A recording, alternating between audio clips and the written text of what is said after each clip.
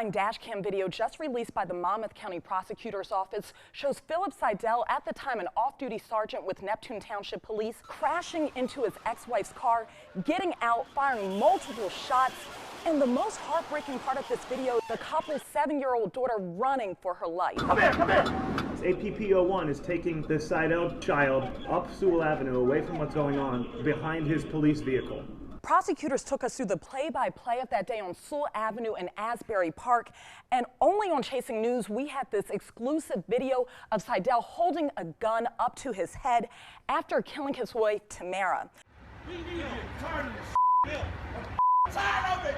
I'm tired of it! Now, Seidle pled guilty in March to aggravated manslaughter. What prosecutors determined in their investigation, there was a lack of communication among police officers on the scene, and also, too, there was poor leadership while that whole event was unfolding. But they say even with those two things, that would not have prevented Seidle from going to the extreme. Now, the big question is, should police officers have used deadly force against Seidle at the time? And prosecutors say no because of two reasons. One, because Seidle was holding a gun up to his head, threatening suicide, and because of laws, you cannot take deadly force against someone who was trying to take their own life. And two, they say there were a lot of people around at the time it was all unfolding, and there was a greater risk they could have shot an innocent bystander. While the law enforcement response to this matter had its flaws in some regard, none of them caused the death of Tamara Seidel. Philip Seidle did. With hindsight being 20/20, the unfortunate reality is that no alternative or additional police action that could have prevented Seidle from brutally killing Tamara Seidel on that fateful day in Asbury Park.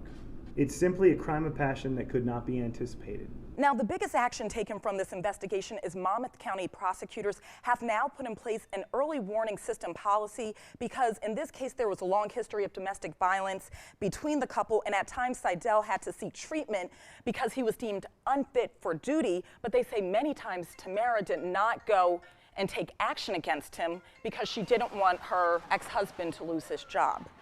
The new policy will provide both the employing police agency and the prosecutor's office with the opportunity to intervene before an officer places others or themselves in harm's way. Seidle is set for sentencing in September, and prosecutors are looking at 30 years in prison.